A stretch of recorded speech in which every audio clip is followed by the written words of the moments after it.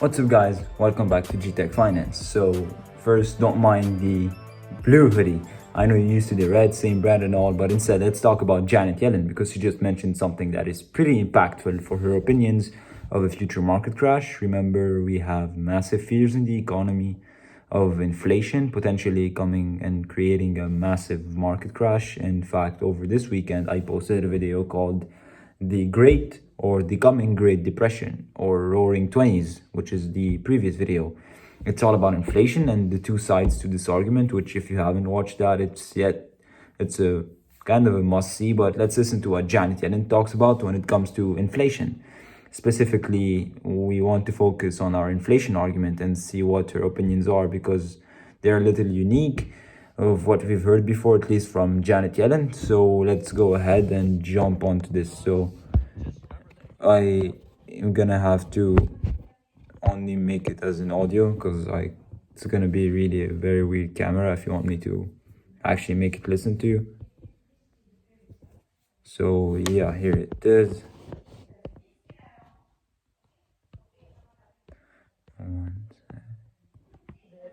If we defeat the pandemic, that we can have the economy back near full employment next year. And I think this is... Okay, full employment. So that was extracted from Meet Kevin's, when Meet Kevin actually posted his previous video. So if you didn't see it, you probably did. But if you didn't, just definitely go and see it because this guy is awesome. And so she said next year, employment next year, very important statement. It's going to be almost full employment back again. So the mandate of the Federal Reserve and what was Janet Yellen, the chairwoman of the Federal Reserve, the dual mandate of the Federal Reserve, which she was the chairwoman of, is price stability and maximum employment. Now, she said full employment. This is actually a distinction. Full employment generally means we're back to under 4% unemployment. Maximum unemployment means that all races and sexes are under 4% approximately. There's no hard and true or a steadfast rule that says this is exactly what it is, but generally we expect all of these levels under 4% to be consistent with full and maximum employment. She thinks we're going to get to full employment. Let's listen to that again because it's very important in terms of economy back near full employment. So yeah, she said next year, that's 2022, she thinks we're going to be back in full employment. The Federal Reserve so far is widely expected to raise rates in 2023, potentially in 2024. If we get to full employment in 2022, we could potentially see that 18-month warning shot that I recommend you keep an eye out on, which is the Fed starting to taper bonds. If the Fed says we're going to stop buying as many bonds as we're doing right now, bond yields will go up because we have less buyers in the market. This is, to me, means we could still have a pretty glorious 2021 without the concerns that the Fed's going to act sooner. The Fed actually, every time we hear them speak, we pretty much hear Jerome Powell saying, we're not doing anything in 21. Stop this right now. It's all reiterating Janet Yellen. She's coming from the Fed. So we've kind of got two JPAs here, one at the Treasurer and one at the Fed. How about inflation, though? Your predecessor, Larry Summers, has warned of the dangers. Economist Mark Zandi says investors are underestimating the dangers. If we get back to full employment, could we see inflation surge? How big a problem is that? Yeah. Now, keep in mind. So that again was from me, Kevin. So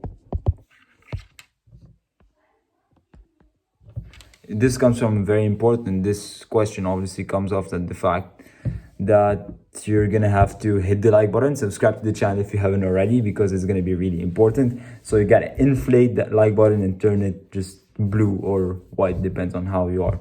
So yeah, that was a very weird way to insert it, but let's just say it's good. So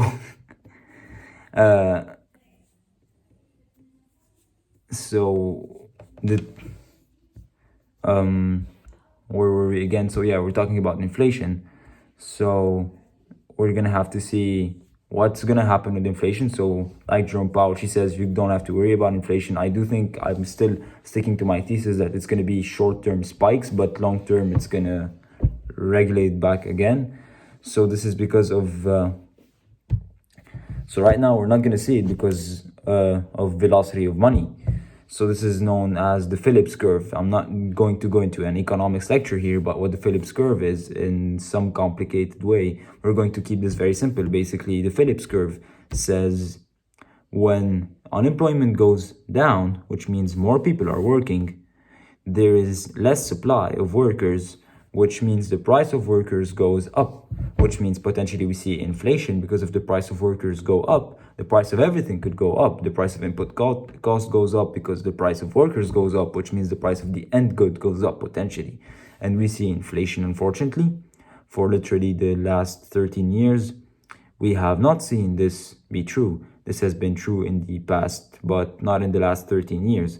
We've literally seen the unemployment rate plummet from probably its peak somewhere around 2010 off the top of my head, somewhere around the peak of unemployment, I believe. But anyway, since approximately then, we've had this straight line down of unemployment, and inflation has also been going down with them. It's literally the opposite of what you would expect. So this question that Georgia, the reporter, is asking is a very old school question. Well, wait a minute. If you think we're going back to full employment, that means you think inflation is coming. That's what he's asking. Let's listen to the response of Janet Yellen, because remember, big inflation is totally what crashed the market. What could crash the market again? Well, policy making is about identifying and addressing risks. And the most significant risk we face is a workforce that's what Janet Yellen is saying, actually. On a long period. And the most significant risk we face is a workforce that's scarred by a long period of unemployment. People being out of work, not able to find jobs, can have a permanent effect on their well-being. I think that's the most significant risk. Is there a risk of inflation? I think there's a small risk, and I think it's manageable. Prices fell a lot last spring when the pandemic surged. I expect some of those prices to move up again as the economy recovers this spring and summer. But that's a temporary movement in prices. To get a sustained high inflation like we had in the 1970s, I absolutely don't expect that. We've had very well anchored inflation expectations and a Federal Reserve that's learned about how to manage inflation. So I don't think it's a significant risk, and if it materializes, we'll certainly monitor for it, but we have tools to address it.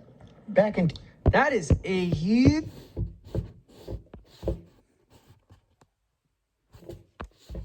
So yeah, like you heard a bit for Meet Kevin's last 3 words, that is a huge statement here. Okay, so unpackaging this. So she says, look, the odds of us having persistent, remember, persistent means it happens year over year over year over year and again and again and again and again. We expect that cup of coffee to get more and more expensive, not just this year, but next and next and next and next and next year. That's persistent inflation. Temporary inflation is, damn, my coffee was way more expensive this year than it was last year. But next year, it's still the same price as the year before. So about right, that's persistent versus temporary inflation. Very, very important difference.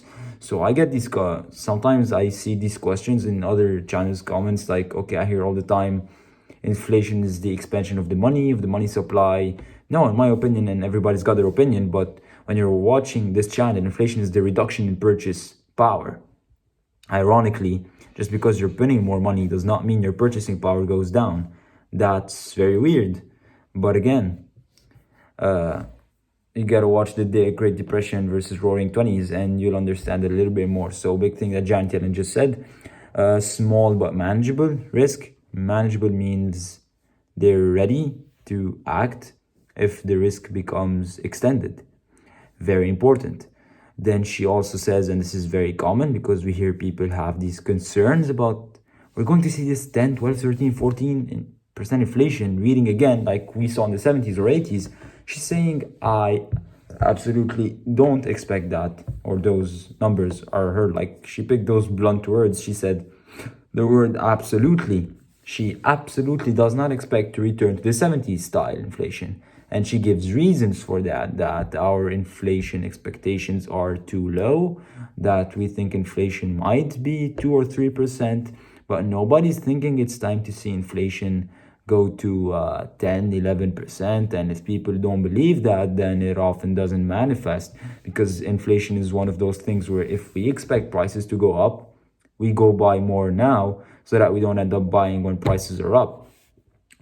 This is kind of exactly like when let's say coupon expires in like one day, you're probably incentivized to check it out now because the price of the thing you're going to buy is going to go up if you don't buy the coupon now, and you need the coupon for the sale. So we're going to keep listening a bit to Janet Yellen. So long-term budget projections should keep people awake at night. The situation is worse now. Federal debt expected to exceed GDP for the first time since World War II. So are you getting any sleep? Ha! I am getting sleep. My views have changed somewhat about fiscal sustainability, in part because what we're... Okay, that's interesting. Hold on. So, okay, we're gonna quit a bit, meet Kevin's video, and get back to our thing. So, he kind of just got her out there. He's kind of like, wait a minute, 3 years ago, you're complaining while Trump is in office about how we have too much debt. Now you're in office as Treasury Secretary, and now your views have changed. That was actually a really good question. Props to ABC on that one. That was a very good question, seen all around the world. So this is a trend toward very low interest rates in the United States, much lower than they were in the past decades. So this is what Janet Yellen was actually saying. So we're gonna skip a bit what she said right now. So in other words, now that I'm in office, we got to focus on people not being unemployed, because that's going to create more damage to our economic engine. And it's interesting, she says this right here. She says interest rates are tending to trend down. Lower interest rates, aka also lower inflation, are the expectation, and that's because of structural trends that won't disappear soon. What are structural trends? Well, structural trends could be the deflationary aspect of technology, the deflationary aspect of price competitiveness, where you've got people like Elon Musk going, look, we don't need a more expensive car, we need a cheaper car, cheaper, charge cheaper car, but also higher quality in this price competitiveness, so they could just slash the price of the Tesla. So it's a structural trend driven by technology. So we're going to keep listening a bit to what they're saying here. What do you think of Senator Warren's call for a wealth tax? Well, President Biden has put forward a number of proposals. He hasn't proposed a wealth tax, but he has proposed that corporations and wealthy individuals should pay more in order to meet the needs of the economy, the spending we need to do. And over time, I expect that we will be putting forth proposals to get deficits under control. But no wealth tax?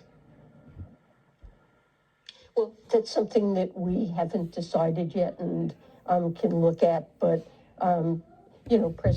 President Biden during the campaign proposed a higher tax rate on corporations, on individuals, and on payments, capital gains and dividend payments that are received. And those are alternatives that address that are similar in their impact to a wealth tax. Now, Okay, so thanks so much, Meet Kevin, for the extracts. So I actually like to use his videos just for the extracts, because he knows better which parts are the most important, and I actually agreed with him. So these items right here, by the way, are expected to be announced by Joe Biden as potentially part of his next infrastructure package. Whether or not he gets through these higher taxes is yet to be known. That's going to be up for debate. Maybe Republicans come in and say, look, we'll give you the 10 votes you need as long as you get rid of these taxes. We'll see. Mitch McConnell is capable of doing. Mitch McConnell has already expressed his unhappiness with the idea about higher potential taxes. But very interesting. I mean, we have really a Treasury Secretary here, just like the Federal Reserve, and they are redefining how we look at debt. We used to look at debt in this country as how much it is, and now we're looking at how much it actually costs. And by redefining that, oh well, now our debt looks cheap. You know, there are arguments to be made on both sides here. What kind of narrative were we being fed by the government versus and the Fed? Because apparently they're separate. Technically they are, but anyway, versus what our actual expectations are. And this is why the market is so confused. And you know, the stock market doesn't like confused, and this is why when bond yields go up, it just instantly crashes back. This is really going to be an interesting next few years here. I think most of you know that what side you're on. I'm gonna have to take a little more insight on this. So again, if you want to watch the previous video of the Roaring 20s versus the Great Depression, it would be great. So I talked about the last decade in it. And actually, I'll try and make another video about the inflation argument, because I talked about a lot of inflation in this video. So it's going to be a must-see if I do it. Hope you enjoyed the video. If so, hit the like button, subscribe to the channel, and hope to see you guys next time.